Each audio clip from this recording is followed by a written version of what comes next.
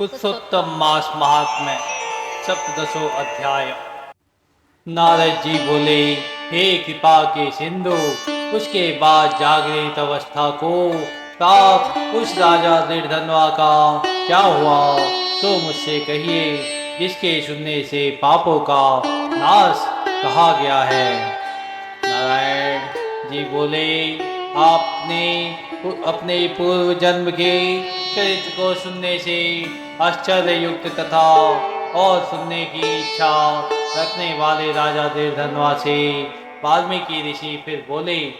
वाल्मीकि मुनि बोले, इस तरह स्त्री के मुख से शीतल वाणी को सुनकर सुदेव शर्मा धैर्य धारण कर हरि भगवान में चित्त को लगाकर हुआ दीर्घ श्वास लेकर दीन मुख सुदेव शर्मा जो होने वाला है वह होगा, यह मन में निश्चय कर पुष्प समिधा आदि के लिए वन को गया।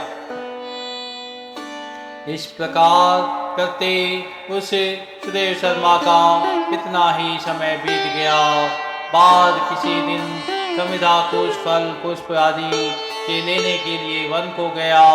वहां जाकर सुदेव शर्मा मन से हरि भगवान के चरण कमलों का ध्यान करने लगा। उसी दिन उसका लड़का सुखदेव अपने मित्रों के साथ बावली को गया। बावली में प्रवेश कर समवयस्क मित्रों के साथ जल यत्नों से जल फेंकता हुआ और बार बार हंसता हुआ खेलने लगा। गर्मी के ऋतु में बार बार जल में खेलता हुआ हर्ष को प्राप्त हुआ।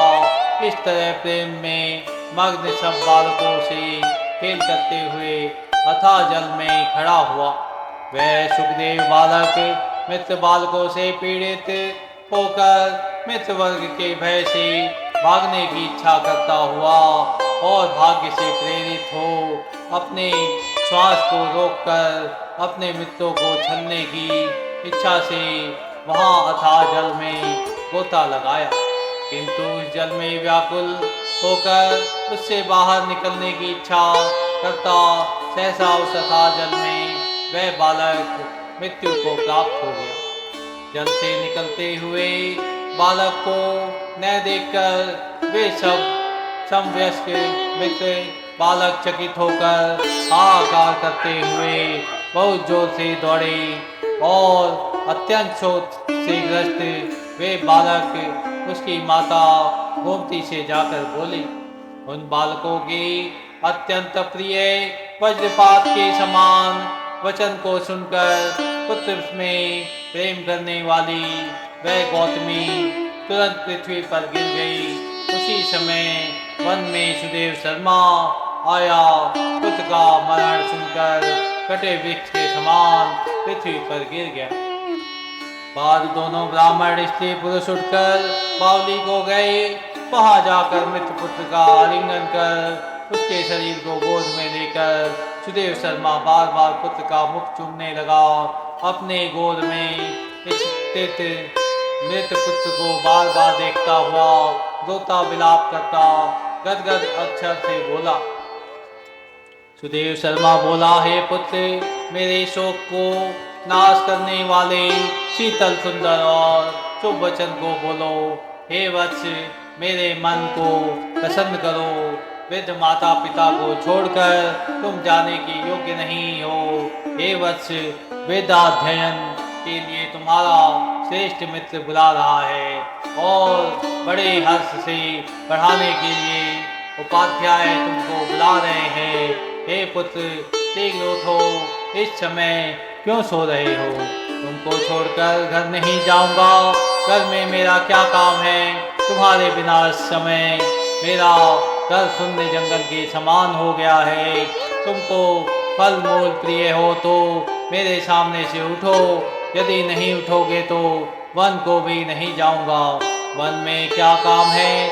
मैंने कोई निंदित काम नहीं किया और ब्रह्म हत्या भी नहीं की। फिर किस कर्म के फल से मेरा पुत्र मर गया? अहो ब्रह्मा, तुमने ऐसा करके कौन सा बड़ा फल प्राप्त किया हे निर्दय वृद्ध दिन मेरे नेत्र को लेकर निर्धन का धन और दोनों स्त्री पुरुषों का सहारा इस पुत्र को हरण करते हुए इस पुत्र को हरण करके तुमको लज्जा क्यों नहीं होती?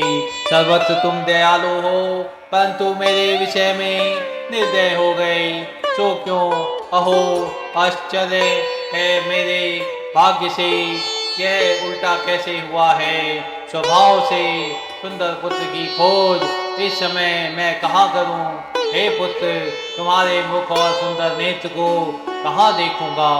मेघ जल को बरसाता है, पृथ्वी धान्य को पैदा करती है, पर्वत रत्नों को और समुद्र मुक्तासार मणि को देते हैं, परंतु उस देश को नहीं देखता हूँ जहाँ मरा हुआ पुत्र मिलता हो, जिसके शरीर का आलिंगन कर हृदय के ताप को छोड़ता है।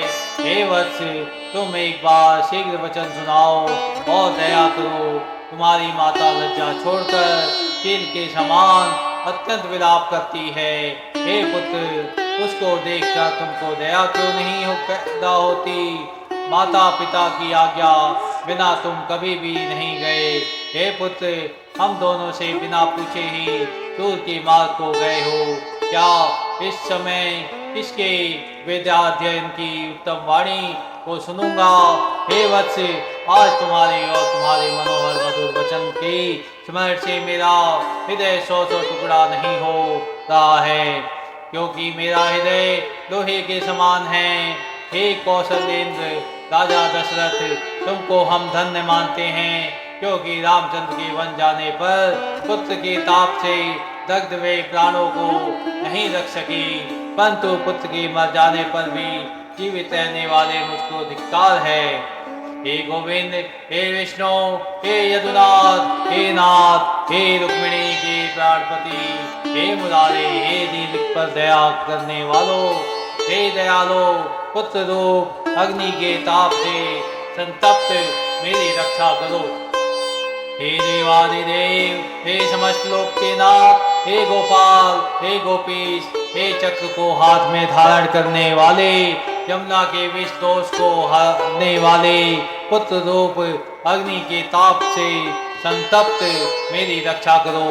हे वैकुंठ के वासी विष्णु, हे नरकासुर के नाशक, हे चराचर के आधार, हे संसार रूप समुद्र से पार करने के लिए जहाज रूप अर्थात संसार समुद्र से पार उतारने वाले, हे ब्रह्मादि देवताओं से नमस्कृत चरण पीठ वाले, पुत्र रूप अग्नि के ताप से संतप्त मेरी रक्षा करो।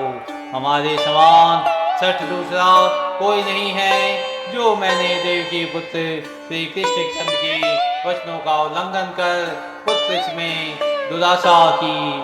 कौन अभागा पुरुष भाग्य में न रहने वाली वस्तु को प्राप्त कर सकता है? इति श्री बृहत् नारदीय पुराणे पुरुषोत्तम मास महात्म्ये सप्तदशो अध्याय समाप्तः। बोलिए श्री कृष्ण भगवान की जय।